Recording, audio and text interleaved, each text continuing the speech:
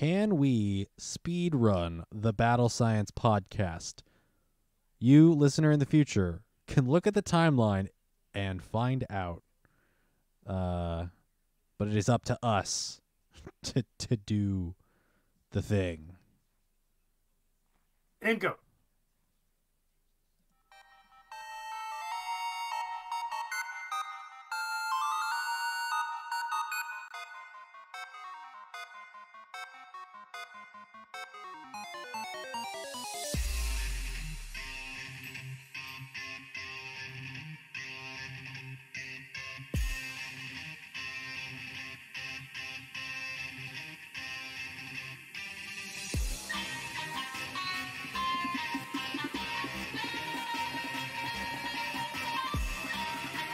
Welcome to the Battle Science Podcast, a Pokemon GO PvP podcast where we talk about Pokemon GO and PvP. I am Steven, a.k.a. Boy in the Woods, joined as always by Jesse, a.k.a. Rocket Admin J. How's it going, everyone? We are doing remote. Jesse and I are fine. I have potentially been exposed to the novel coronavirus.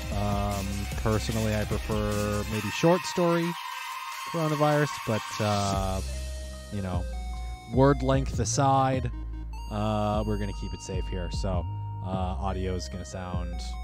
I mean, if you've been listening to the Battle Science podcast for a while, you're used to hearing Jesse from the other side of the interwebs from me. At least we're not having a chance of the power going out tonight. That's true. It was a little windy and the rain. Did you see the rain earlier? About it? What do you mean? Like how hard it was raining? There was a period of time where I was walking around in it. Yeah, it was crazy. Kind of wish I had brought my umbrella, because after this weekend, you think I would have learned. Yeah. Oh, excuse me. I've got to click a button or two. There we go. That's the beautiful stuff. You want to know what else is beautiful? Our beautiful Patreon podcast producers that help make this show possible over at patreon.com/battlescience. You too can go over to patreon.com/battlescience and join the wonderful Patreon podcast producers. Join the ranks of Evo Stevo, Winston the Champ, J Mar, and Dan P, aka Sorov, by backing us at the $5 tier or more. And get yourself access to the Battle Science podcast posted early, as well as the Battle Science After Dark podcast, a Patreon podcast exclusive. Let's see here. Things and stuff are happening. We are on the eve of a wonderful early, not the first holiday of a year, but a somewhat early holiday of the year. Oh, that's right. Yeah. It's not a national holiday. You won't get the day off from work. That would be, I believe, Martin Luther King Jr. Day, I think, is the first that you may or may not. One, yeah. Yeah, you Unless may or may you count not. New Year's Day. That's true. If you count New Year's Day, you'll probably get the day off from work there. Martin Luther King Jr. Day here in the States, you'll get off. Other holidays interspersed, but you probably won't get the day off for them, and especially for the one upcoming. Let's see. Is there anything super brief to sprint through here? Battle Science Podcast at battle_science on Twitter, youtube.com/c/battlescience, twitch.tv/battlescience to check all of that stuff out. Look out, if you're listening to this on Patreon, you will hear the notification in time. If you are not listening via Patreon, you can either find the VOD or look out for the Twitch notification. I will probably be doing another segment of the Pokemon Violet playthrough on a Thursday. Unless my tomorrow opens up, my Wednesday opens up. But look for it probably on Thursday. I have a small adventure planned, what I like to call an Applin adventure, or an adventure for Applin. We are going to put our lives on the line to evolve Applin as soon as we can. So look out for that. Twitch.tv if you want to check in live, or youtube.com/c/battlescience for the VOD after the fact. Jesse, you ready to pump into some news? Yeah. Giddy up now. This is the news roundup. All right. So first up for this episode of the podcast, Charm is in the air. Celebrate with Pokemon GO's Valentine's Day 2023 event and Luvdisc Limited Research Day, and also Go Battle Day featuring Vulpix, because they don't talk about that here, but we'll get to that here in a moment. Trainers, are you ready for fun this Valentine's Day? You can go for a run at any point in time. Lace up your sneakers, get some cardio in if you feel the need for speed. But we were talking about the Valentine's Day event. Mega Gardevoir will make its Pokemon GO debut in Mega Raids, and for the first time in Pokemon GO, you'll be able to encounter Shiny Frillish and Shiny Tapu Lele if you're lucky. So Mega Gardevoir will make its Pokemon GO debut in Mega Raids. That starts Wednesday, February 8th at 10 a.m. and goes until Tuesday, February 14th at 8 p.m. It can be shiny. It will have its Community Day move of Synchronize.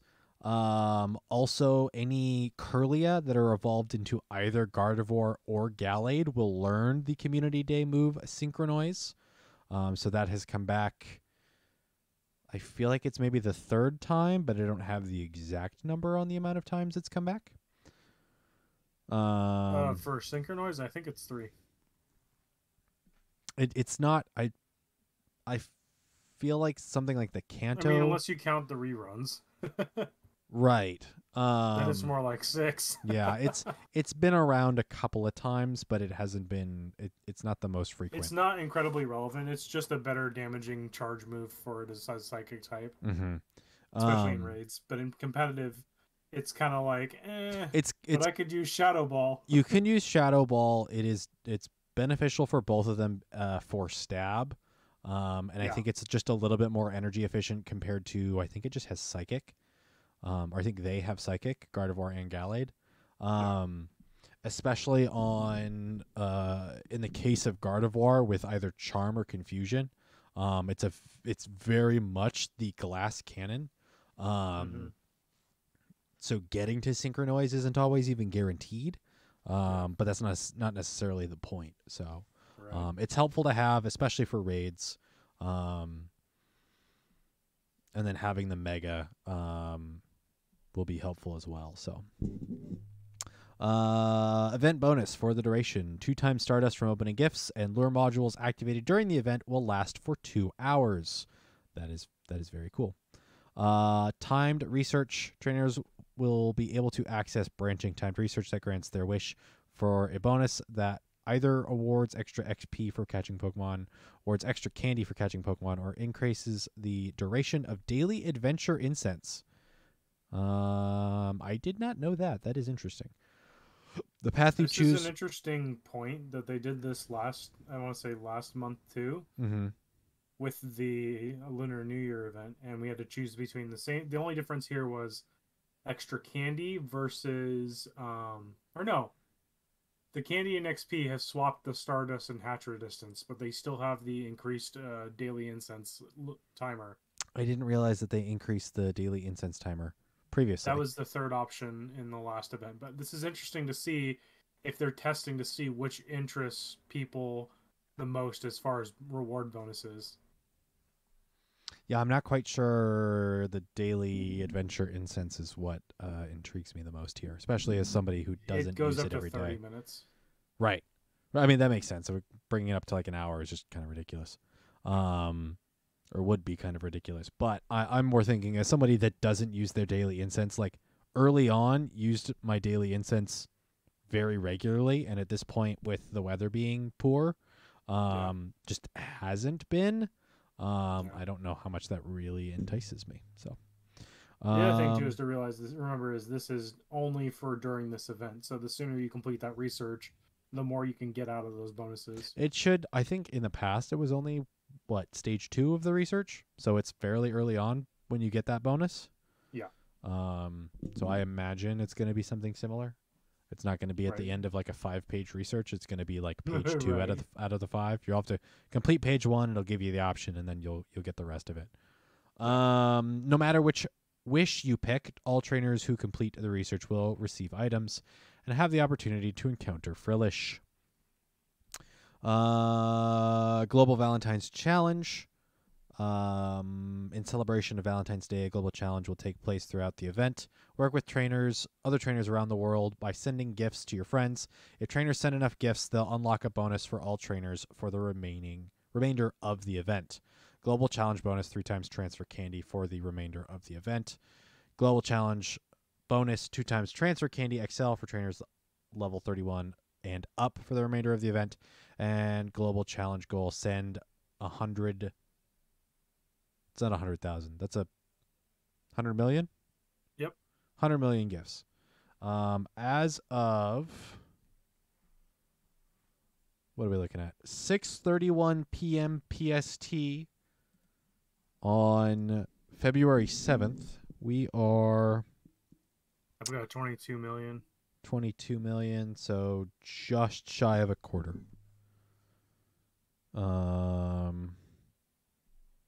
I haven't helped, but I don't necessarily always help a whole heck of a lot when it comes to these things, especially when it comes to sending gifts. So that's kind of neat. For the duration of the Valentine's Day event, you'll be able to change your natural form Furfro to heart trim Furfro.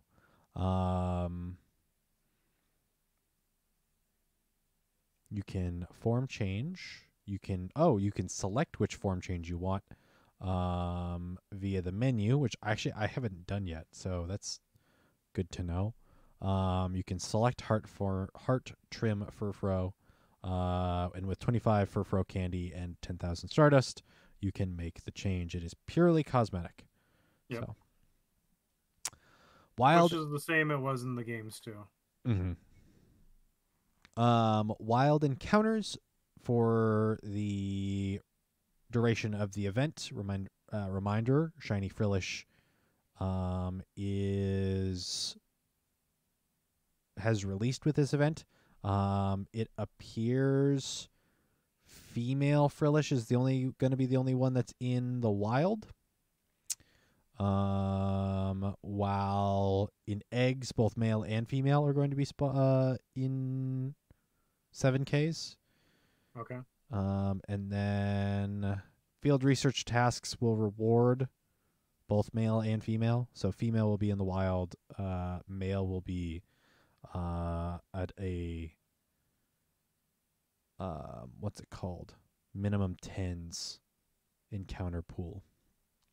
So in the wild, Nidoran female, Nidoran male, Skitty, Volbeat, Alumice, Woobat female Frillish, Flabebe, natural form Furfro, and Morlul.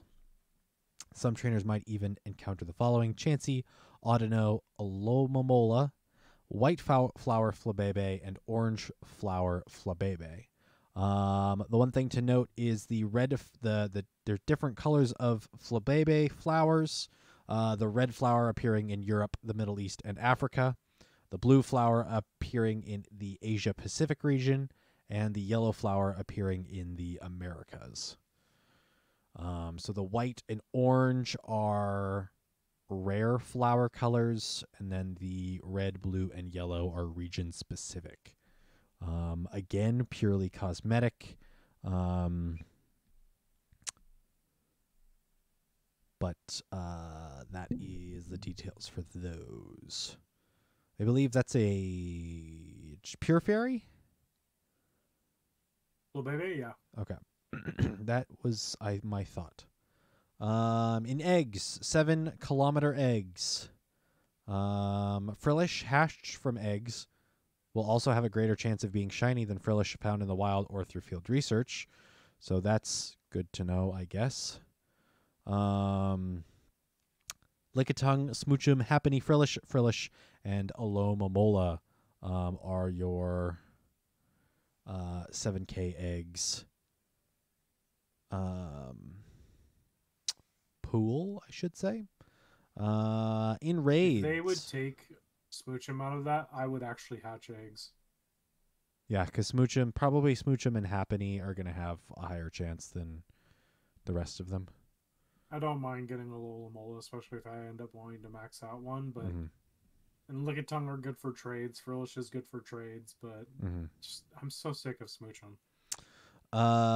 In raids, 1-star, Chansey, Shinx, Natural Form Furfrou, and Esper.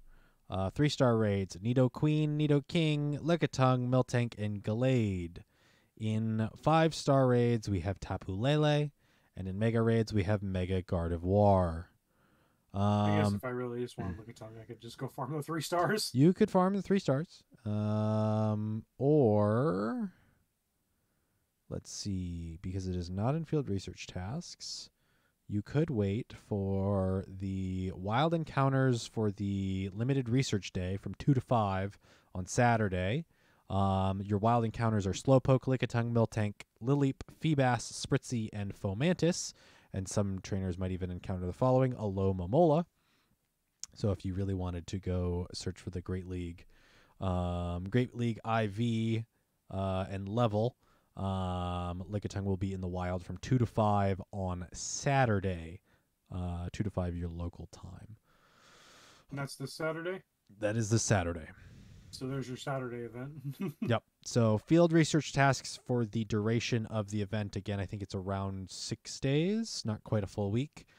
You will have Pikachu, Eevee, Ralts, Luvdisc, Hippopotas, Frillish, and Litleo. Some trainers might even encounter the following: Chansey, Spindo with a heart pattern, Combee, Audino, Alomomola, and Morlul. Avatar items and stickers. And Luvdisc limited research day on Saturday, February 11th from 2 to 5. Feature Pokemon. Limited field research tasks will be available when you spin photo discs at Pokestops. Complete them to encounter Luvdisc. You'll also have an increased chance of encountering shiny Luvdisc. Like I said before, wild encounters: Slowpoke, Lickitung, Miltank, Lileep, Feebas, Spritzee, and Fomantis. I think probably the biggest winners here, in general, Lickitung, and then probably the fact that Feebas is back for the first time in quite a while. Yeah. That Ralts is always good. Extra Ralts for during the event to get your Mega if you haven't got a Hundo yet. Yes. So Ralts isn't in the wild encounters. It is in field research tasks. And then both Gallade and Gardevoir are in raids. So it's focused here. And then on top of that, it will be showing up in Hoenn Tour. So that's true. There's no shortage of Ralts. Also, it's, I think, in 2 different. It's in both Fairy and in Psychic as a reward encounter for Rockets. So it is around. The event specific one for the Valentine's Day event. Earn 3 hearts with your buddy is either Eevee or Ralts.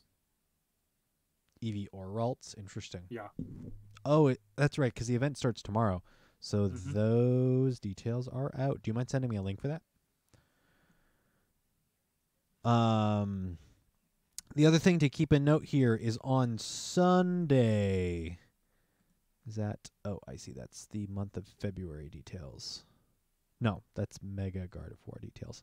On Sunday, February 12th, from 12 a.m. to 11:59 p.m., enjoy a Go Battle Day featuring the Fox Pokemon Vulpix.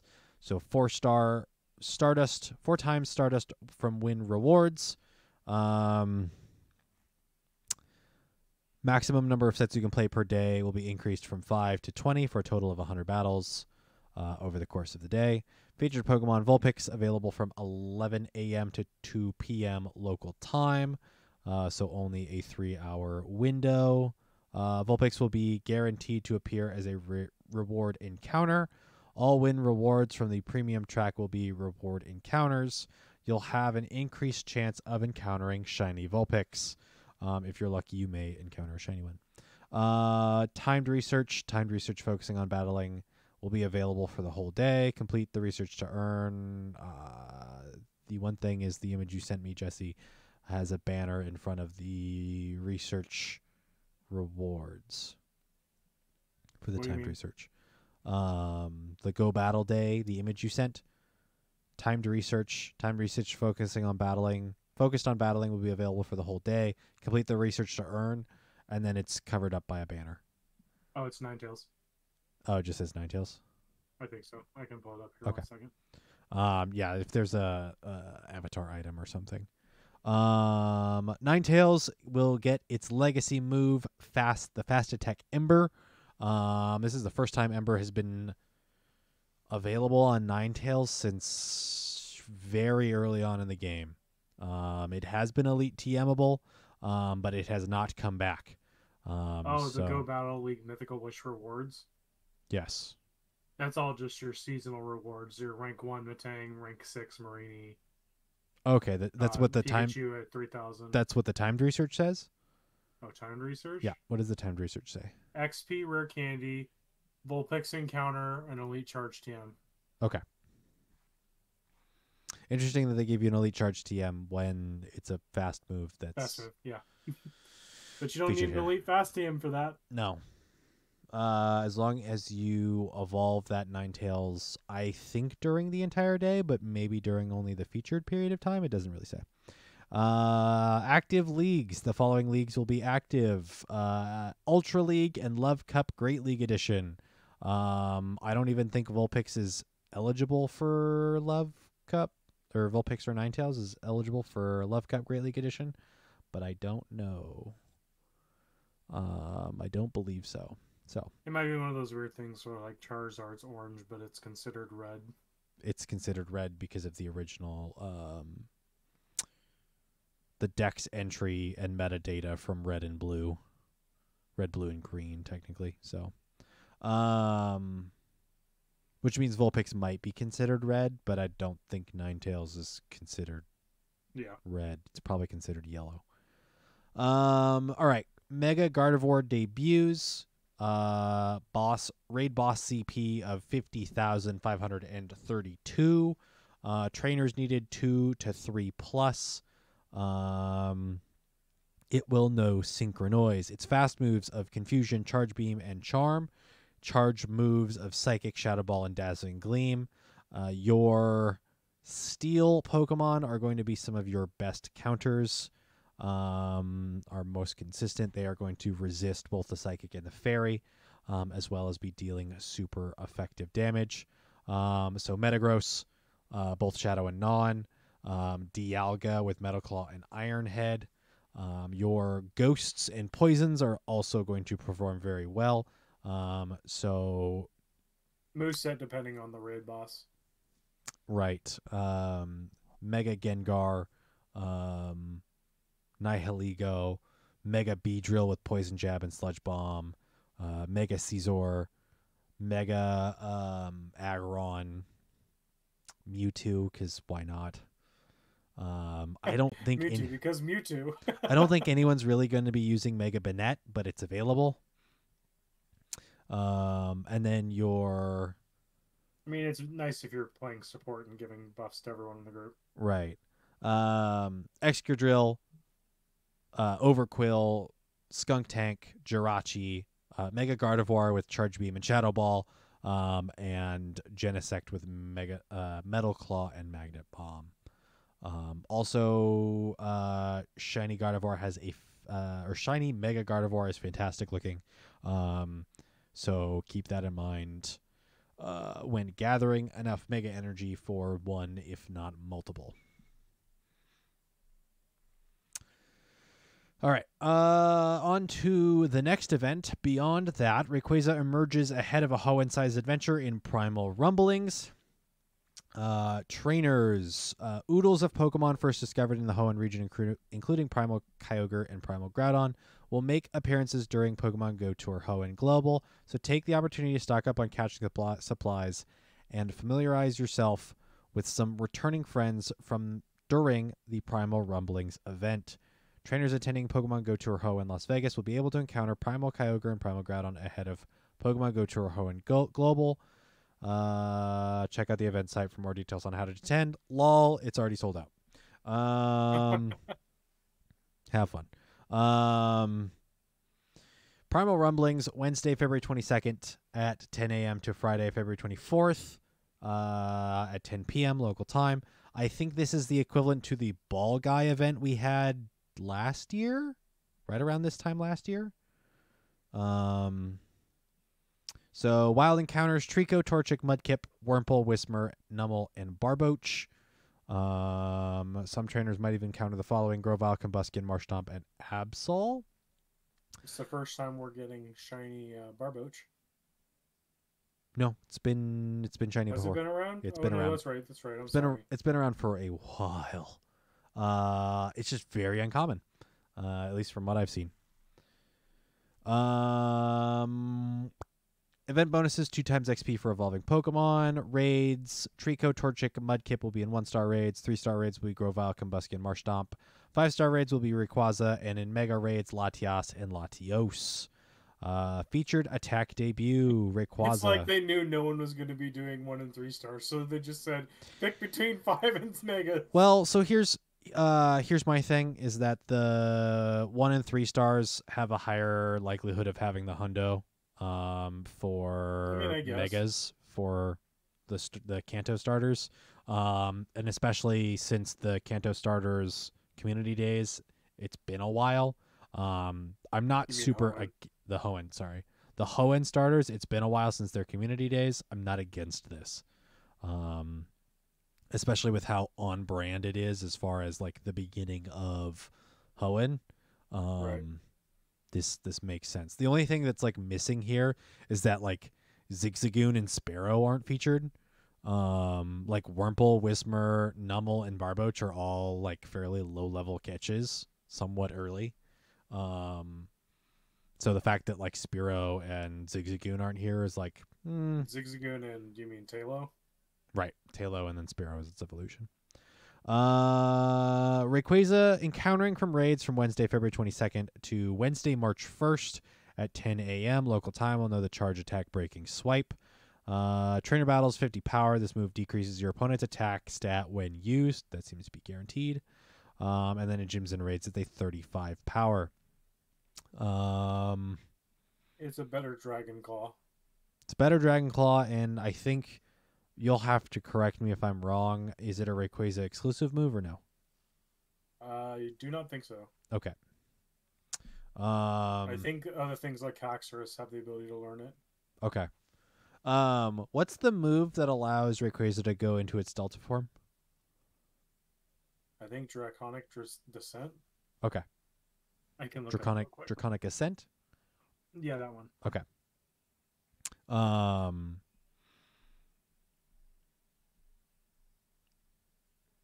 Okay. It's neat. Rayquaza, I think is only. Has it ever shown up in Ultra League?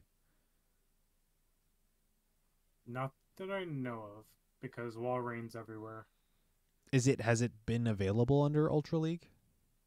Or within Ultra League? Not sure. I don't believe so. So,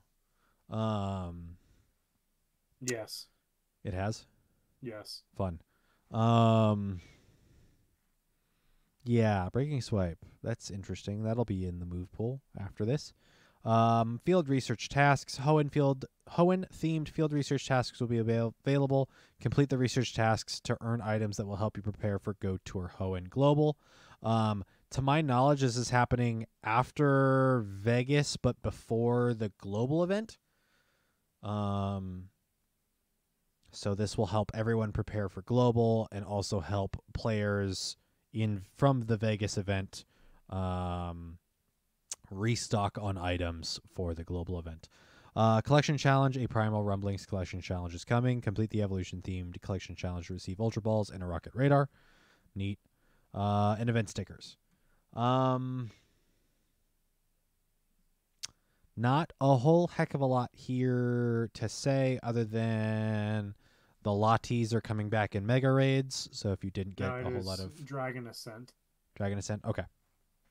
If you didn't get a whole lot of Mega Energy for Latios and Latias before, they will return. And then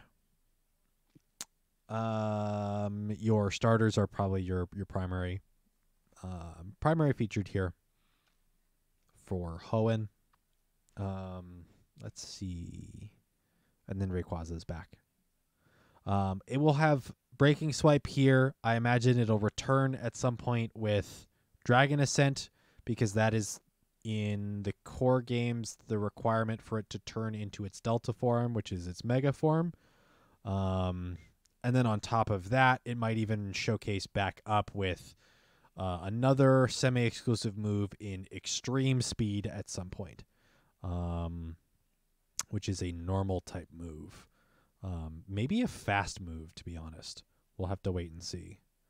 Yeah. I don't know.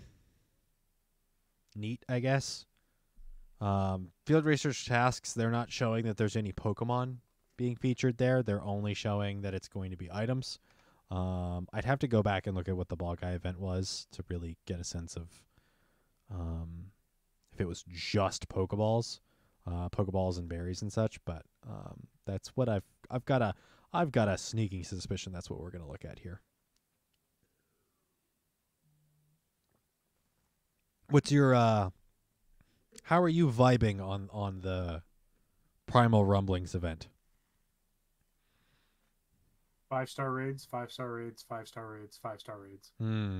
Hey, and the benefit is raids require you to use Premier Balls and not your own Pokeballs, so you can still generate more items. Also expensive. Good luck. I mean, it's probably in competitive, it's the best in the main series games, I should say. Mega Rayquaza is the best Pokemon. Didn't it have a really crazy insane usage rate When it first came out, yeah. In the competitive, so. And it's banned ever since. Well, I mean, Megas haven't shown back up. There's a chance Megas will show back up in the main series games, but as far as as far as this mobile game goes, Mewtwo's just going to beat it just because speed's not relevant in Pokemon Go. Right. Probably one of the better looking shinies and one of the better looking megas, so I have the hundo, I just need the mega candy now. Yeah, I don't have probably either, so I mean, I with everything else that's available, I don't really care for the Lotties. We kind of went hard on those when they came out, so I don't need the Mega Energy. The starters are nice. If you're looking for a hundo of any of them, really, it's a good chance to look for them. I don't need them personally, so it's not important to me. And I also don't need XP, so XP is not relevant for me. I mean, I say that, but then next year, level 55, everyone! You're right, I do have plenty of Lottie Mega Energy. Yeah. I do need the hundos, though, so that would be nice. But I think this is more or less just a precursor into the event. I mean, if anything, maybe I do need a Hundo Numal still, I think. Or do I already have one? I believe I have a purified one, so. Surprised Sharpedo isn't in this. Or Carvana. I mean, I appreciate that they gave us the two of the key Mud Boys in Swampert and Wishcash, at least their base forms. Yeah, I don't have the Hundo Camel. even though it's not great, it's just it's a really unique typing with Fire and Ground. It's bad. So it doesn't like getting wet. Nope.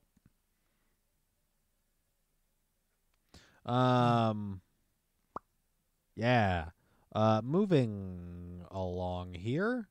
We are going to briefly touch on the Pokemon Go Tour Hoenn global event. Vegas is happening. We're not going, which is, fine. It's sold out. Good luck to everybody. Hope you get what you're looking for, and the event and Vegas itself treats you well. The outdoor events can be cruel mistresses, from what I've gathered from previous events, with rainstorms and thunderstorms and excess heat, etc. So prepare yourselves. Let's see. There was two things. So Shiny Jirachi, Masterwork Research. Masterwork Research, I believe, is an additional cost. Let's see. Masterwork Research. Yep, $5. The global event itself, I think, is free. From what I've told, it's free.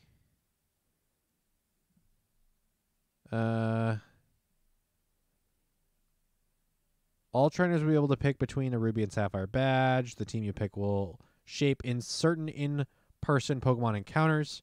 Let me see. Where's my badge? Where's the separation between the two?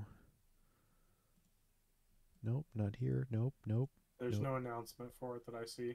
Okay. Oh, here it is. So Kyogre Wild Encounters, Minun, Ulumice, Wailmer, Lunatone, Rainy Cast Form, and Groudon, Primal Surge, Groudon Wild Pokemon Encounters, Plusle, Volbeat, Trapinch, Solrock, and Sunny Cast Form. Purely competitive, that's a really tough spot to be in.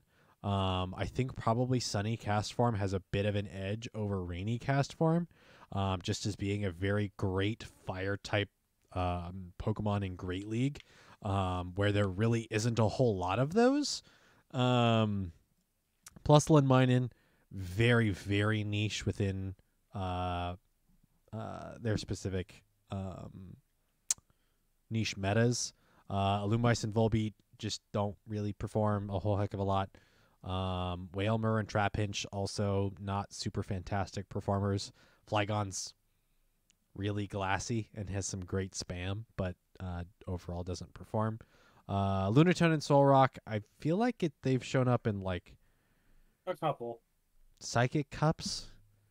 Yep. As Psychic Rocks, they're interesting. Yeah, unique. But then I think the cast forms are probably the things that move the needle. So both have the chance to be shiny. Again, I would probably prefer and recommend Sunny Cast Form over Rainy Cast Form. The benefit is both will be spawning whether or not their corresponding weather is happening. Which means this might be some of the first times you're able to get either of them without weather boost. And that's kind of a big deal. So, the other thing, we have some more details on the habitats, but I feel like we've talked about these lists with the Vegas tour in a previous episode. Two things. That's right. Raids. 1-star raids, Trico, Torchic, Mudkip. 5-star raids is Deoxys. So the 4 forms of Deoxys are returning again. And then in Primal raids, aka Mega raids, or a modified version of the Mega raids, Primal Kyogre and Primal Groudon. This more or less confirms that the Reggies aren't showing up here, and the Latis aren't showing up here either. So know what you're getting into. In the past, I feel like the Johto and Kanto tours had pretty much every Pokemon from their decks, from their national decks available. In this case, that doesn't seem to be quite accurate since not all of the legendaries are here. But all of your normal spawns will be available. So it would be kind of cool to have the Masterwork research go into a little bit of referencing of the Reggie quest from the original Ruby and Sapphire, where you had to decode the Braille. I remember back in the day, without a whole lot of the internet, trying to decode that was a lot of fun. It took me a very long time. So that would be something fun to go back to. Or at least reference back to, I should say. And then the last little bit of news on the Go Tour Live, or Go Tour Hoenn Global, your regional Pokemon, Torkoal, Tropius, and Relicanth, that are region locked, are available in 10K eggs for everyone. So all 3 can be shiny. I believe Torkoal was released with GoFest this last year. So Tropius and Relicanth, I believe, are debuting with shiny. We've had, for shiny, yes. Yes. All 3 have shown up in previous events outside of their region, but not necessarily globally. So I believe Torkoal and Tropius were in GoFest this last year, and Relicanth has shown up in a Safari Zone and during, I believe, either a regional or a continental. I believe it was last year's continental NA championship. NA championship in Washington, D.C.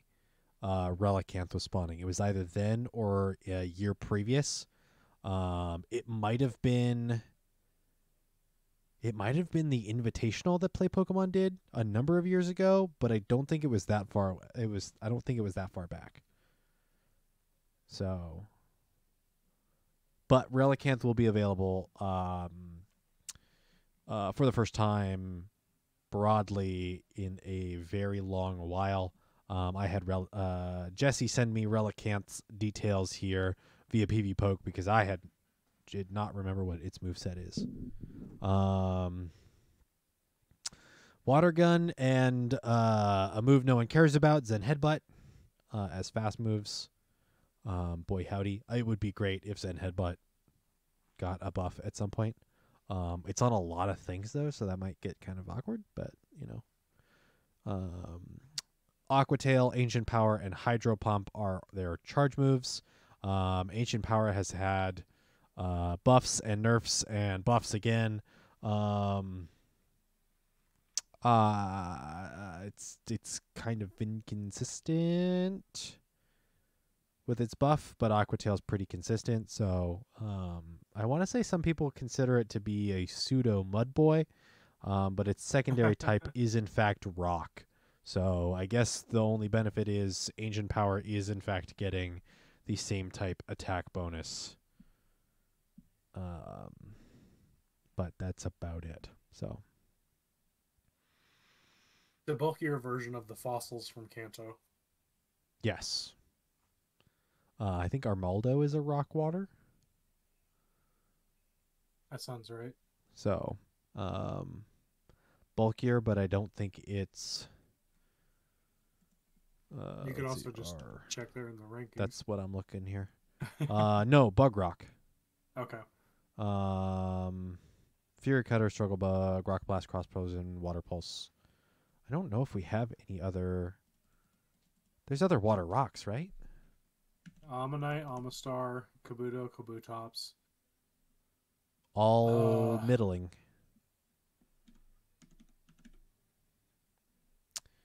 I want water and Put water rock. / rock.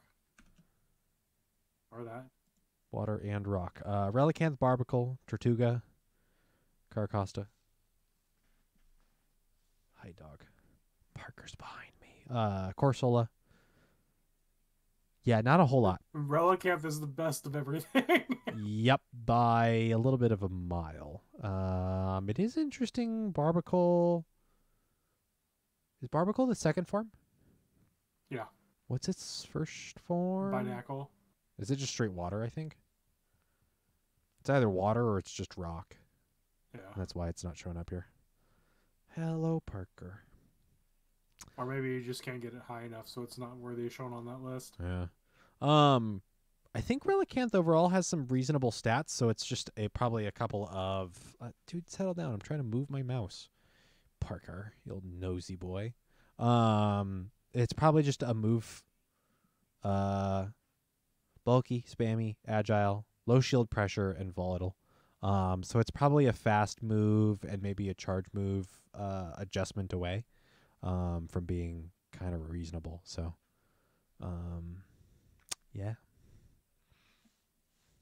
Good to know. Get a couple and see about trading with some people to reset those IVs. I don't know. It's only one form. It doesn't require an evolution. So coming out of an egg, I couldn't tell you what level it's going to be and what CP it's going to be. So I don't think I have one for a dex entry though, so that's going to be important. All right. Parker, I love you. Calm down. Calm down. I'm going to switch over to... I don't think we're going to do a meta-analysis this week. But this last weekend, we had the Pokemon GO regionals in Orlando, Florida, February 4th and 5th. Zburglar, maybe? I don't know.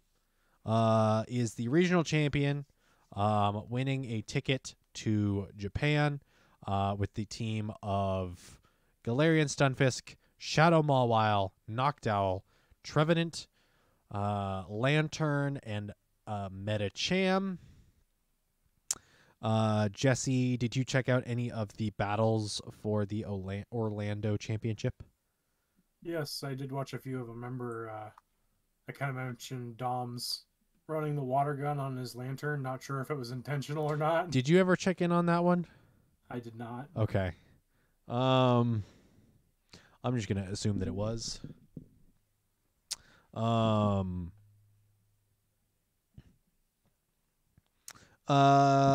You had sent me some stats here as far as this is percentage of teams that have these Pokemon on their teams. Do you want to break down sort of what your thoughts were for what you saw for Orlando this past weekend? I think it's interesting that people say certain things are spicy, such as the one that was kind of the odd duck was on, I want to say it's Frostfire's team, which made it to close to the finals. Mm-hmm. They made it to day 2. Shadow Charizard with Wing Attack, Dragon Claw, Blast Burn. Is that considered spicy just because we don't see a lot of it? Or is it just because of it's something unique? It's something we don't see every day. I would say fires in general. Let me look through this list here and see. Charizard's the highest rank fire with 11% usage. With a majority of people running the Shadow variant.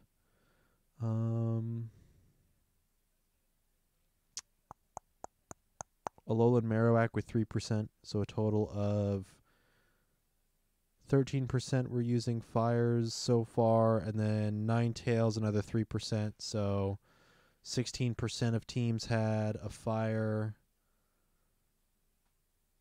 Yeah, a total of 15% of teams had a fire. I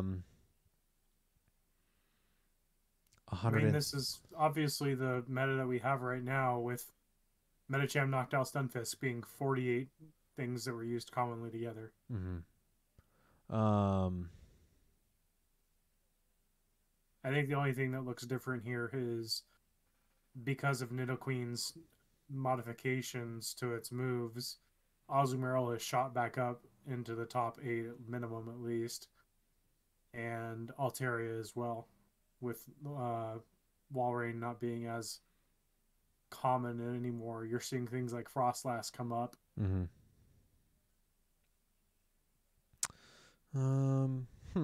Interesting.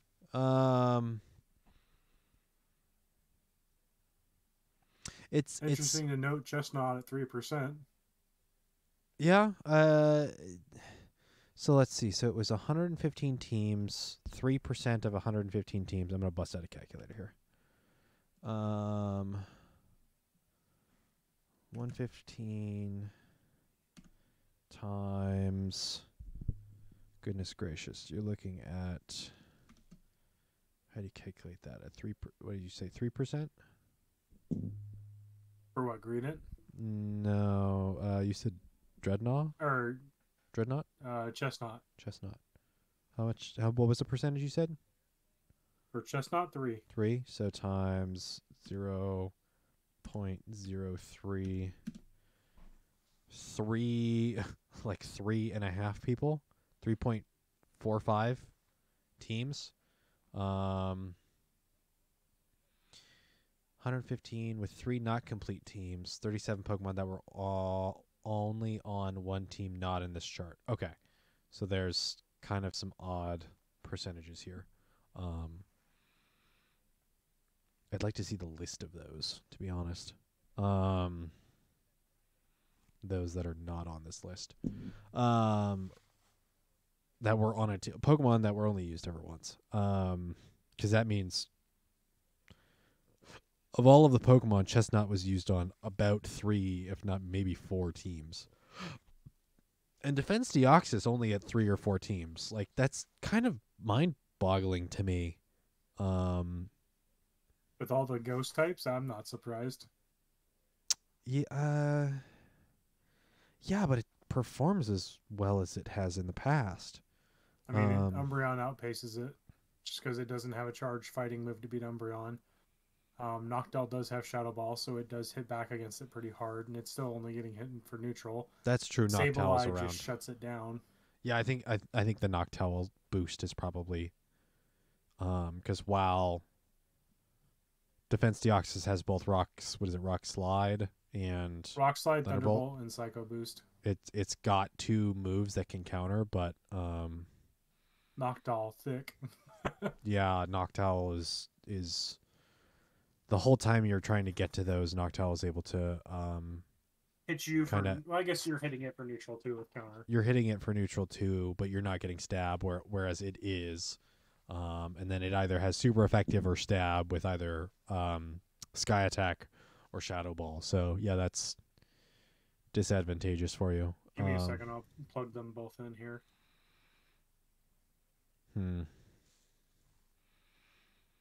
Yeah, I've gotta take some notes here as far as what I'm gonna run for. If I'm gonna run, I stand corrected. Deoxys wins the matchup. Huh? Barely. Right. That's assuming that Noctowl baits with Sky Attack and then gets Shadow Ball off second. But that's also the most optimal, not defense form Deoxys. Right. Yeah, it's an interesting kind of meta. There was some scuttlebutt that I looked a little bit into on Twitter as far as what people's thoughts were for the meta.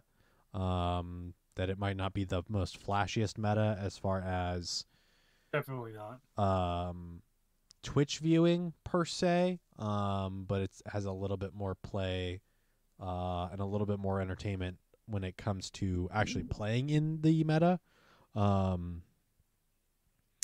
which I think is more of the goal. Like, I don't think Niantic, let alone play Pokemon's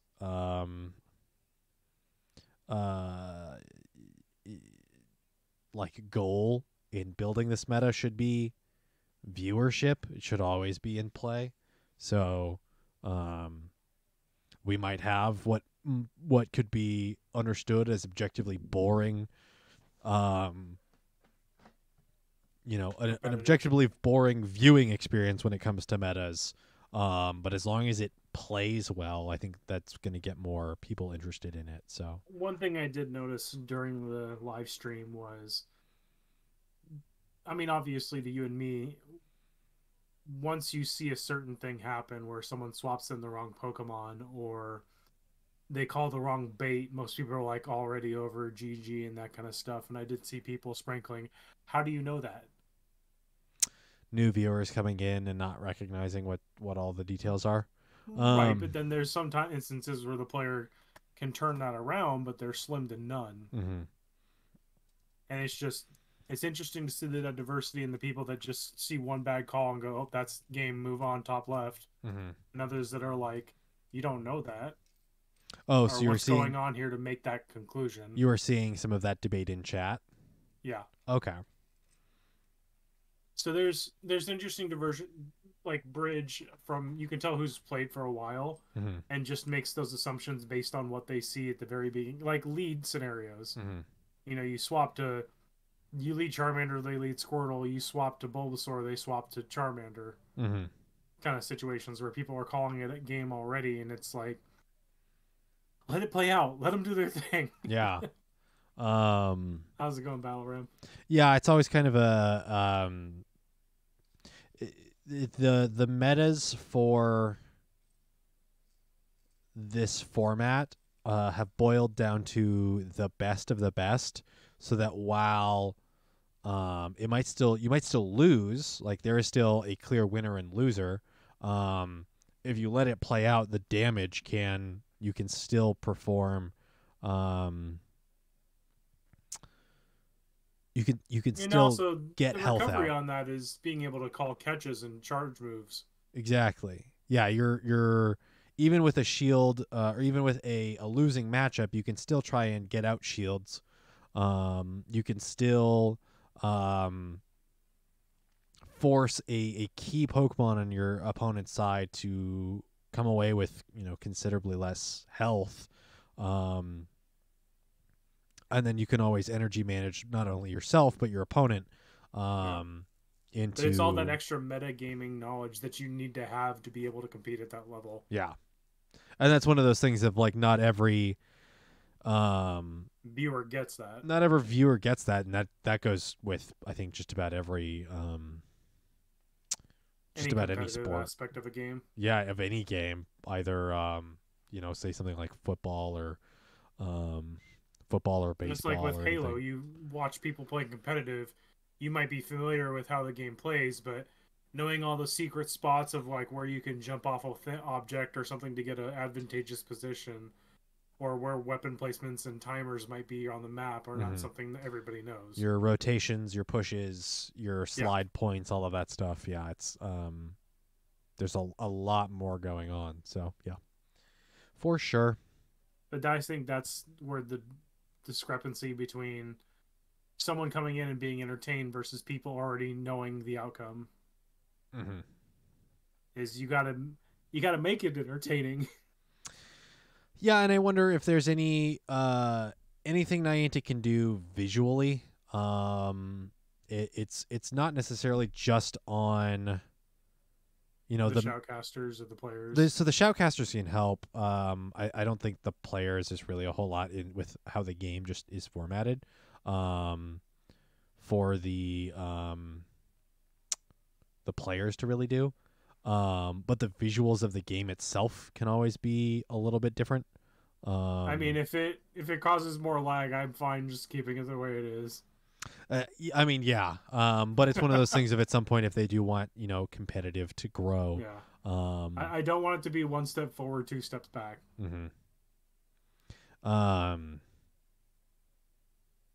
Yeah, it's all stuff to take into consideration, I think, a little bit. So yeah. Yeah, just looking at these numbers for audio listeners, it's more or less what you commonly see in your open Great League metas. Again, these are also much like the SIL format, show 6, pick 3. So you do have some of that knowledge going in, unlike GBL where it's blind. But you can't be prepared for every situation. The only thing you can do is your best. Exactly.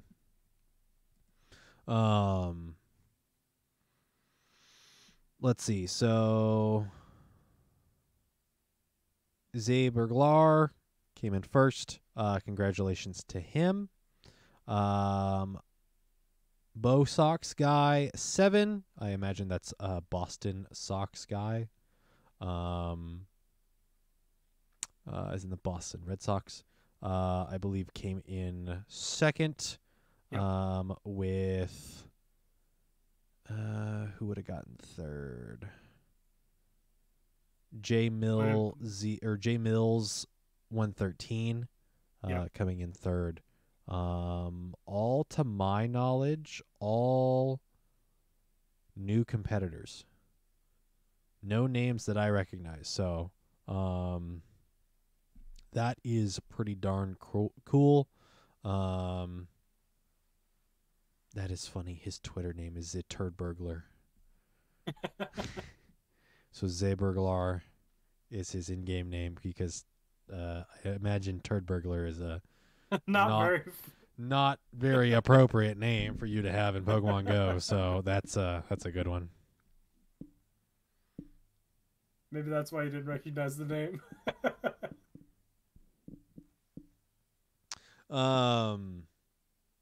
Congratulations to them. I think our next tournament up is... Shoot. Is it Texas? I believe so.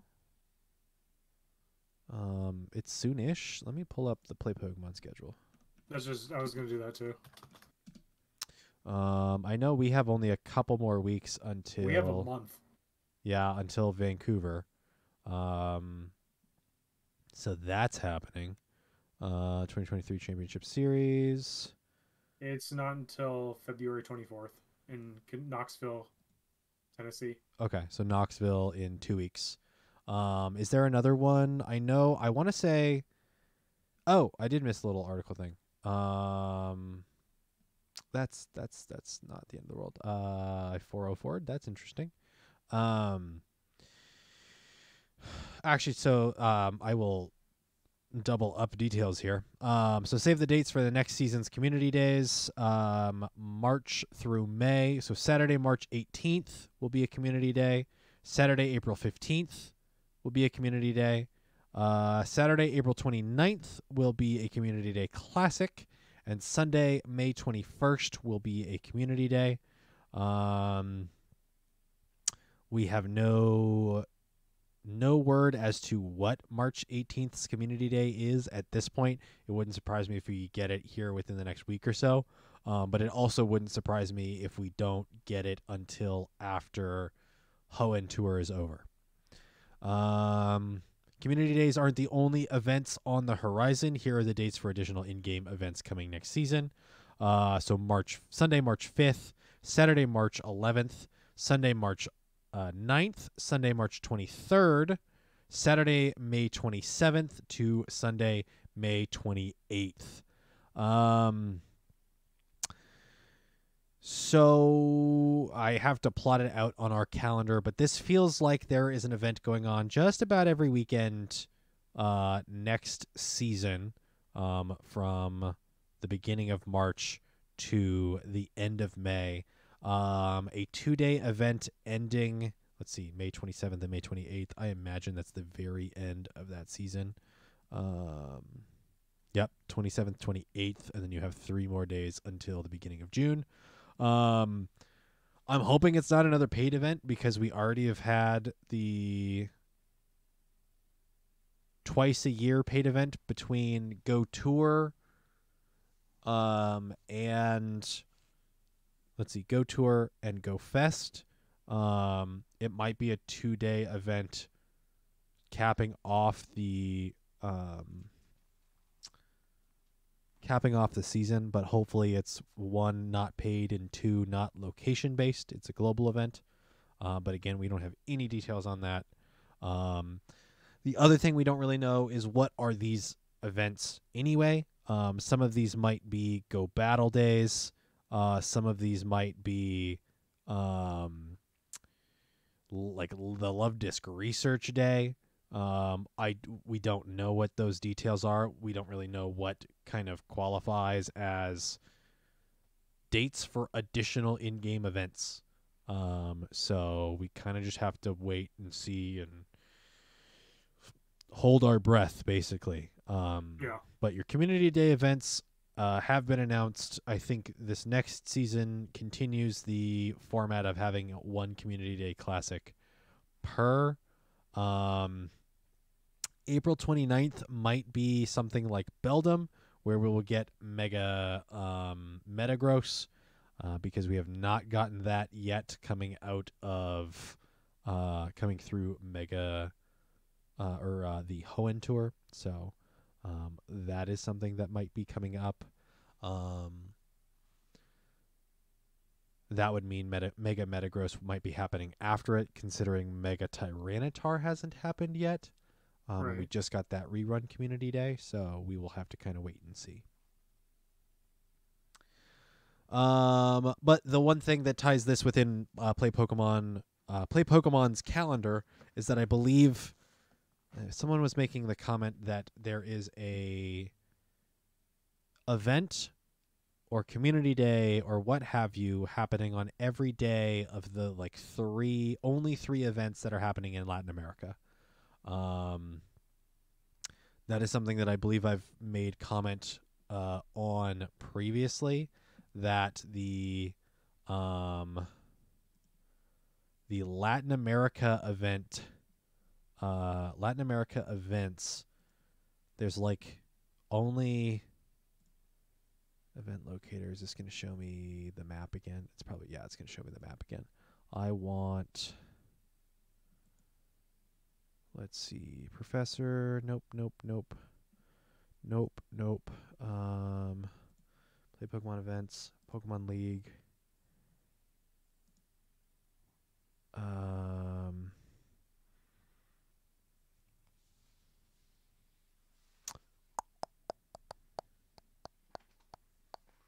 I would have to search farther for the calendar of events because I know it's here somewhere.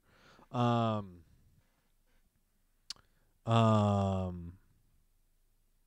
there's basically a community day or some sort of event happening on the 2 regionals and the 1 continental for all of Latin America, which is kind of really ridiculous. And really dissuades, I think, a lot of the has the potential to dissuade a lot of the community from attending said Play Pokemon events. So it's I mean, depending on what the community day is. No, I would say if you're casual and you have the option you're not gonna watch that, between a middling event or a middling community day and going and checking out your local competitive scene, I think in the long run, personally I would say your local your competitive scene I think is a cooler experience compared to a community day. At this point, I think the community day format, it's not run into the ground, but we've been there, done that. Yeah. You can always meet new people, have new experiences. I'm not saying that it's impossible to have fun in this format, but we've had this format for 6 years, a long time. So if you haven't been to a competitive event, I would implore you to go check it out, be it a local grassroots event or a larger regional event. So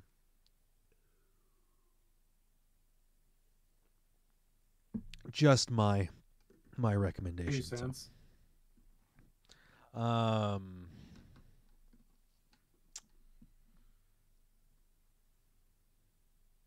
Yeah, I think that's about it.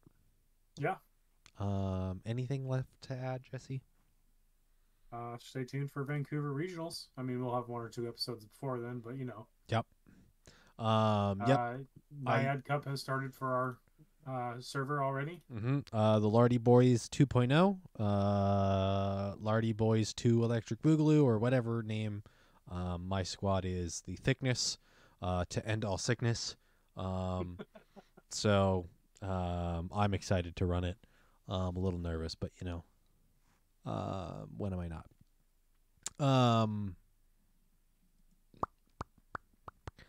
Quick. I skimmed through. Did I read all of it? I read most of it, not quite all of it.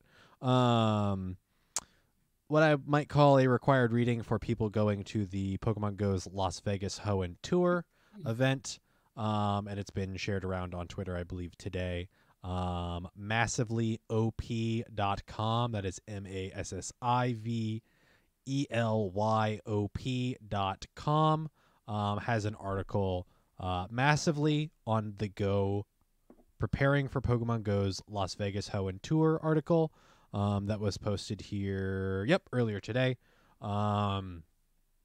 Basically a breakdown of things to expect in preparing both in-game and physically preparing for an event, and the event specifically for Las Vegas. So there are some good breakdowns here on some of the details from quite a handful of a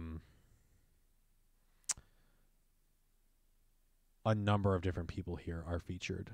So not only, let's see if they've got the dedicated writer here.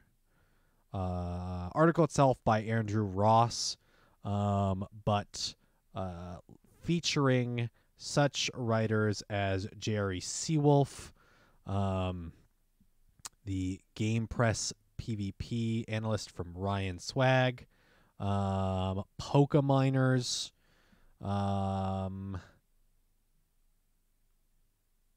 amongst other contributors to the article. So it is not super long, not a super difficult read, but if you're going to Vegas, I would say give it a skim through and to help prepare yourself for the event itself. So yeah, I think that's about doing it. I think we speed ran it. I don't think it's our shortest episode, but it's pretty darn close. I'm Steven, a.k.a. Boy in the Woods, joined as always by Jesse, a.k.a. Rocket M&J. Follow us over on Twitter at battle_science. Email us, battlescience.podcast@gmail.com if you have questions, comments, concerns, etc. What have you, if you want to say hi or send us a meme, you can do it via email. Things of that nature.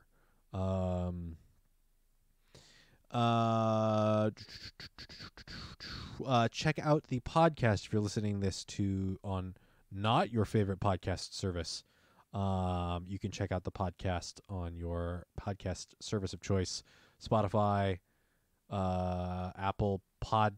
I don't know what their service is called anymore. I don't even know what Google's service is called anymore. To my knowledge, the podcast is still there as well. So if it's not on your podcast service of choice, let me know. I will have to go fix things. The VOD goes up on YouTube, youtube.com/c/battlescience. You can check out the podcast video on demand,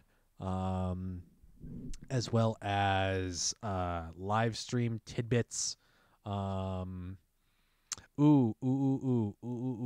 reminds me. Join the Discord, hang out there. Nintendo has a Nintendo Direct tomorrow afternoon. We will not be reacting to that, but there will be a Pokemon Day Direct, presumably in the next couple of weeks, that we might react to. So we will have to kind of wait and see what the date and time for that is, and if that is something that we want to check out ourselves. So that might go up on the YouTubes as well. So but I think that will do it. I'm going to call it a night. Go rest up, and fingers crossed don't develop any COVID symptoms. Fingers crossed. Maybe look at some PvP stuff for Vancouver. Jesse, what do you have planned for the next day or so? I'm gonna go out for dinner with the family tomorrow night, and then D&D on Thursday. Oh boy. Greninja returns in 7-star raids in Scarlet and Violet. Depending on if the Pokemon GO events this weekend interest me enough, I could just host raids and run support for people on stream. So we will kind of have to wait and see.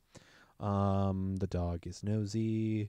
I will pet him, and I will continue to pet him after the show is over. Thank you, everybody, for listening. Again, reach out with questions, comments, concerns, whatever's. Join the Discord. It's free. Patreon.com/BattleScience if you want to help us and help the show continue on. And we will catch you out there on the battlefield. Have a good night, everyone. Dog, you prevented me from hitting the button. I love you, and I will pet you again momentarily.